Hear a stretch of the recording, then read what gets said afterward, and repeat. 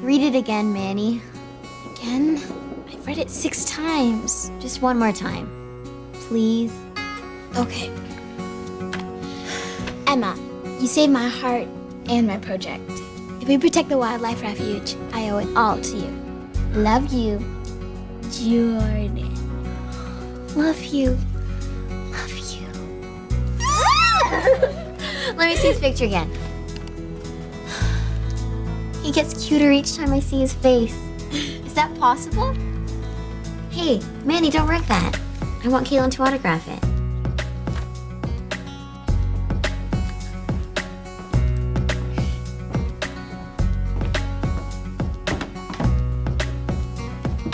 Emma, ready to go? Just a minute. We don't have a minute. JT's waiting for us. Em, your room's a disaster. I thought you were gonna clean it up. I will. And turn off that computer. I was just showing Manny your reunion website.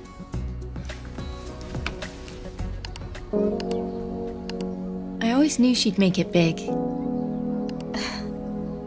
How's that for a hairdo? Could I have been any cooler? Yeah. My 10-year reunion. Wow. It's gonna be great to see everyone again. I'm getting as bad as you guys.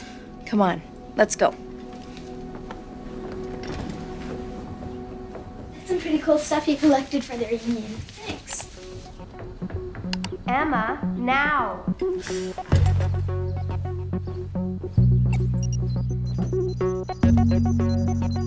Emma? Hello everyone, I go by many names online, but you can call me Mary. I'm Marisol Zeli. If you're a regular visitor of my channel, welcome back. Today, I'm going all the way back to Season 1 of Degrassi, The Next Generation, and reviewing the series premiere, Mother and Child Reunion. My plan is to review every episode of Next Generation in chronological order. Out of all the Degrassi shows, The Next Generation will forever be my favorite and most beloved, even though there's something from every era of the franchise that I enjoy. Yes, even Next Class. The Next Generation has to be one of the most successful reboots ever. While Degrassi Junior High and Degrassi High were certainly popular among teens in the 80s and early 90s, The Next Generation is the most well-known Degrassi show in recent pop culture, in part because one of the biggest rappers in history was among the main cast. Compared to the other teen dramas that aired in the 2000s, The Next Generation stood out by educating the audience as much as it entertained. The intense melodramatic issues that the main characters faced on Degrassi were not just for the sake of cheap shock value. They were to make important stances on real-life issues that teenagers faced on a daily basis. With such a wide range of diverse personalities and experiences among the cast, there's probably at least one character that you can relate to. I have several. In Mother and Child Reunion, the main characters from Degrassi Classic return for a high school reunion while we're introduced to the child of one of them, Emma. Emma is a 13-year-old daughter of Spike Nelson who got pregnant with her at the age of 14 towards the end of the first season of Degrassi Junior High. Emma Nelson's entire character arc can be summarized by the fact that she has good intentions for most of the things she does. She just has a bad habit of executing them in disastrous ways. She's a proud environmentalist, she's smart, she's a feminist, but she's also quite judgmental and stubborn at times, which gets her in frequent conflict with everyone around her. We're also introduced to Manny Santos, Emma's best friend from preschool who's more extroverted and fun, JT York, a class clown who's the second coming of Joey Jeremiah, and JT's best friend Toby Isaacs, a dorky nerd. They formed a featured class in 2007. And the jewel in the Degrassi crown, the Media Immersion Lab. Every computer here is connected to the internet via high-speed telephone access. Oh, you see, Toby? Didn't have that in your old school. Toby? JT? Mickey Hickey Wampum! Mickey Hickey Yap! Mickey Hickey Wigwam! North Creek Summer Camp! Dude, what are you doing? I guess they're friends. My dad moved in with his girlfriend, and Degrassi's the closest school, so... I think we'll let you two get reacquainted, and your father and I will finish filling out the forms in my office. So, Toby, you need a... I'm gonna walk home, okay? Cool. Oh, sorry. Manny, Emma, this is Toby. We were at camp together. No, really? Nice to meet you. Yeah. Okay, the coast is finally clear. Manny, you're coming in with me. No. You two stand guard. So, is your friend always like that? Always. Really? Kids. In the years between schools out in T&G, Degrassi had a school fire that caused the school to be closed down for the rest of the decade, only to be thankfully reopened just in time for this new batch of students to attend this school year. Will this be the worst thing that happened on school property? Absolutely not. Emma has a cute online friend named Jordan who's dying to meet her. He's 16, interested in saving the environment as much as she is, and is so understanding of all of her preteen insecurities. The other kids are skeptical of Jordan, but Emma rejects any idea that he's anything other than the boy of her dreams. While the reunion is going on, she decides to finally meet him in person, where she actually discovers the horrifying truth. Jordan is actually a middle-aged man who pretended to be a teen boy online so he can lure her into a hotel room, rape her, and probably murder her afterwards. It's due to her friends Manny, Toby, and JT hacking her emails, tracking her location down, and then telling Spike and Snake where she is that this doesn't happen. Snake and Spike show up at the hotel. Snake attacks the predator and gets him arrested. Spike is angry at Emma afterwards, but it's only out of worry. It's scary, it's realistic, it's something that my Catholic grade school would show for assembly to show us kids why meeting up with somebody online is dangerous. The first episode of Degrassi Next Generation, starting off with such nightmare-fueled material, sets a precedent for what Degrassi is most known for, a show where shit goes there.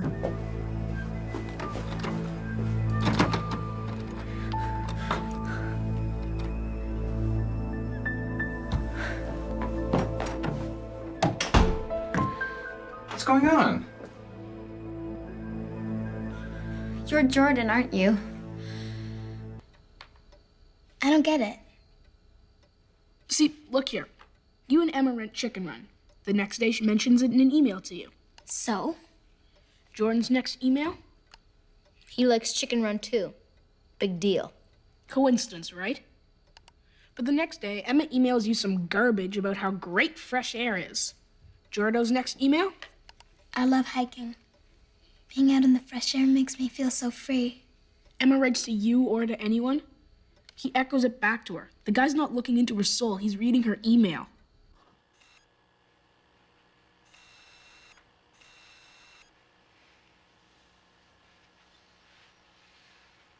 Emma, your mother's at her reunion. She doesn't even know that you're missing. We have ours.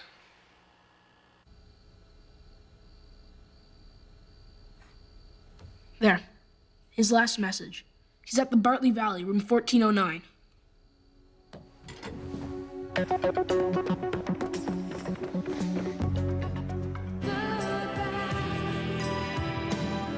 I love being back here. You know, I get to teach kids like Emma. I get to dance with her mother. Someone's gotten smoother in the last 10 years. Miss Nelson! There, she's right over there. Miss Nelson! Miss Nelson! Guys, what's up? It's Emma. We hacked her email to find out where she went. Wait a minute. She wrote us down. Slow down. One at a time. Hello, police? My daughter's in danger. I don't know who she's with. All I know is that it's someone she met on the internet. Please hurry. You guys go home. I'll call your parents.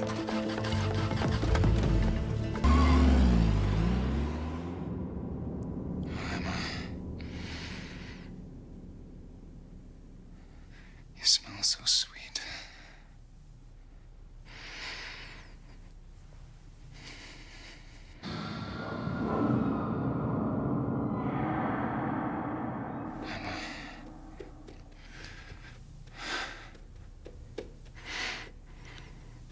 I feel so close to you.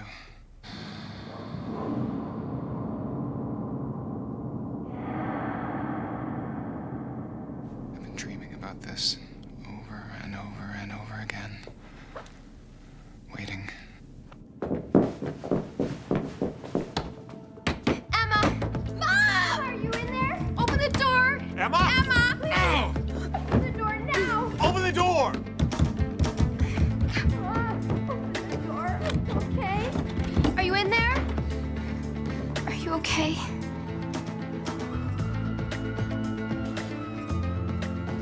There's been a misunderstanding. You make a move, I'm gonna break your neck. Clear?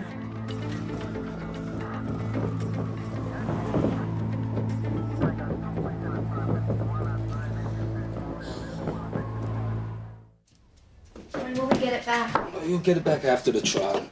He's a repeat offender. And this time they think they can nail the creep.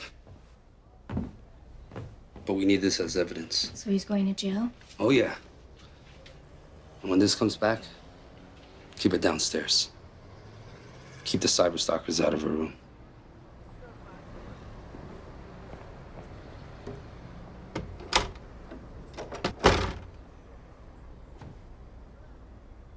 Which plots and episode did I like the most?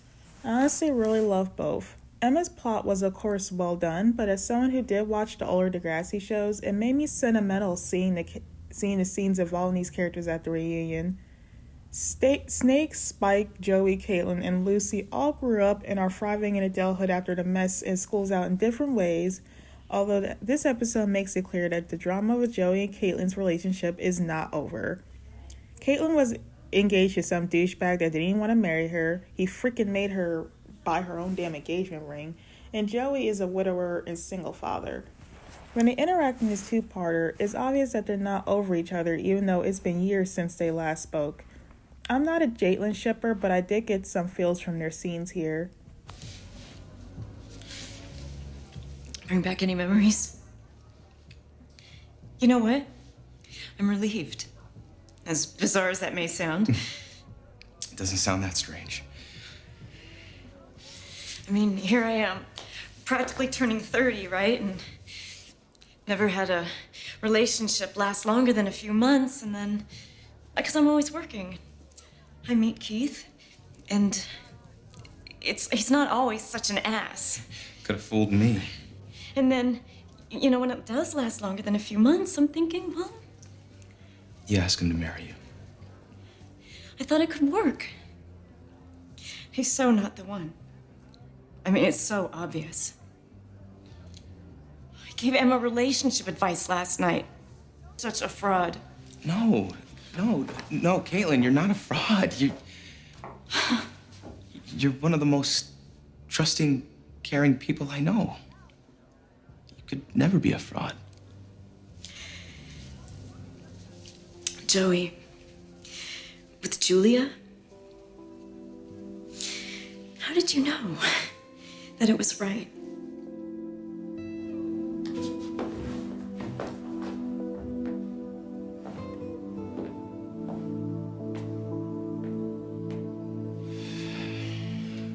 I love that she called me Joe. Her hair smelled like rain. And she always made me laugh.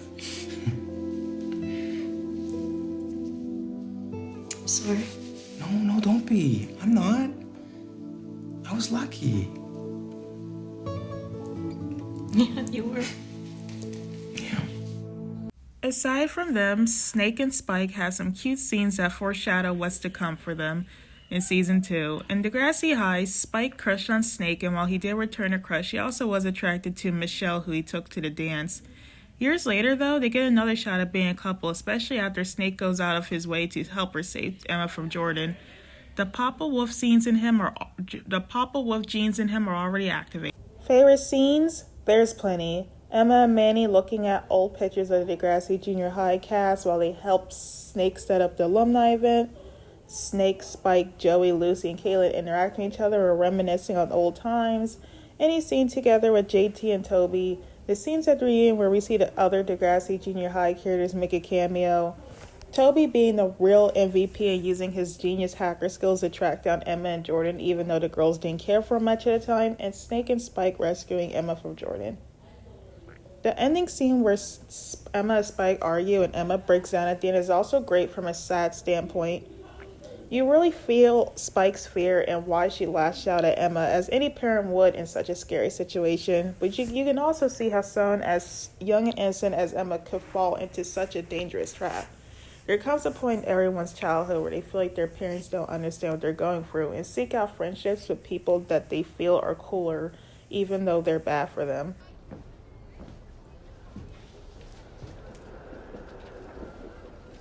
I'm sorry I ruined your reunion. I hope you had some fun last night. How could you do that, Emma? How could you do something so incredibly stupid? I made a mistake. A mistake? You could have been killed. You've never made a mistake before? Like maybe having me? It's not the same thing. I screwed up. I'm a dumb kid. No, you're not dumb. That's what's so confusing. You kept this guy a secret for 8 months. Why didn't you tell me? You know you can talk to me about anything. No, I can't. You're my mom. Don't you get it? You don't remember what it's like being 12. You don't remember anything. Actually, I do. Will you remember one thing? Even when you hate my guts, I'll always try to listen. And I'll try to understand, but we have to keep talking, okay? I love you more than anything else in the world, okay? Mommy, I was so scared. Oh, I know you were, baby. I know.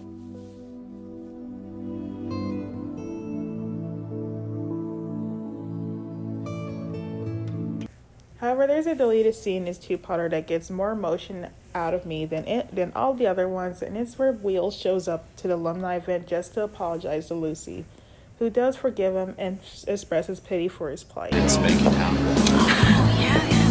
Lucy, there's someone here to see you.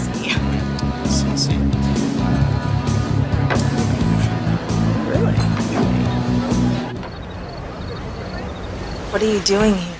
Look, don't worry, I'm not staying. I just wanted you to know that there's not a day that goes by where I don't think about what I did. I got drunk. I drove. It was stupid.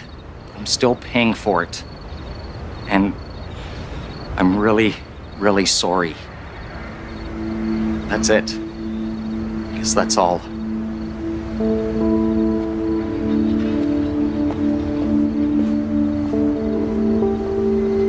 The thing is, I actually feel sorry for him. It's okay. Come.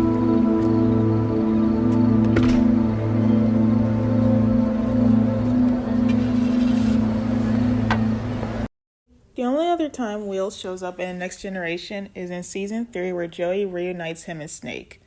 Neil Hope passed away a few years later after the filming of the episode. When you have that knowledge sitting at the back of your head while watching this scene, it adds a bittersweet layer to it. Wheels at first didn't really take accountability for driving drunk with Lucy in the car and killing a child in the process, but when he finally did as an adult, he made sure to apologize to her since she got blinded temporarily in the accident. Honestly, she should have known better than to encourage Wheels to drive them to the store when he was obviously drunk at the party, but she was just trying to defuse a fight that was going on between him and Snake. It was a messy situation where everyone involved was behaving like typical, irrational teenagers and made poor decisions that led to nasty consequences. Wheels, compared to everyone else in that generation, had negative character development. While his backstory was tragic, throughout the series he kept using as an excuse to continue doing bad things, which ultimately peaked in School's Out. It was him being exiled from his friend group that caused him to finally grow up and atone for his mistakes. A lot of times when a character progressively sinks lower and lower each passing season, it's not received well, but Wheel's downfall was well written because even though he kept doing bad things, he wasn't a bad person. He just reacted to his trauma in destructive ways that was hard to watch, but at least he eventually got better. This scene really shouldn't have been deleted in my opinion. People in the 80s were weird. I can see fedoras are making a comeback. What lesson did I get out of this episode? Well, if I was still a kid, I would have been too scared to meet anyone I'd befriend online after this episode. But as an adult, I have met at least 2 of my online best friends in person, one of them being JC, who I do a podcast with. So the true moral to get out of this episode is to verify that the person you're talking to online is truly who they say they are before arranging to meet them in person. And if you're a parent, monitor your child's internet activity to make sure they're not in an unsafe environment. overall opinion on it, where does it place in your personal ranking? Since I haven't said a single bad thing about this storyline yet, can you tell us one of my favorite episodes? Mother and Child Reunion was a shocking yet memorable way to start an iconic television show. It did a perfect job in transitioning an earlier installment of the franchise into a latter one, while still continuing that educational Degrassi as a series staple. It is my favorite episode of season 1. Describe the episode in one word: iconic. Well, everyone, this is my review of the series premiere, The Next Generation. Stay tuned for my review of season 1's next episode, Family Politics. See you later, friends.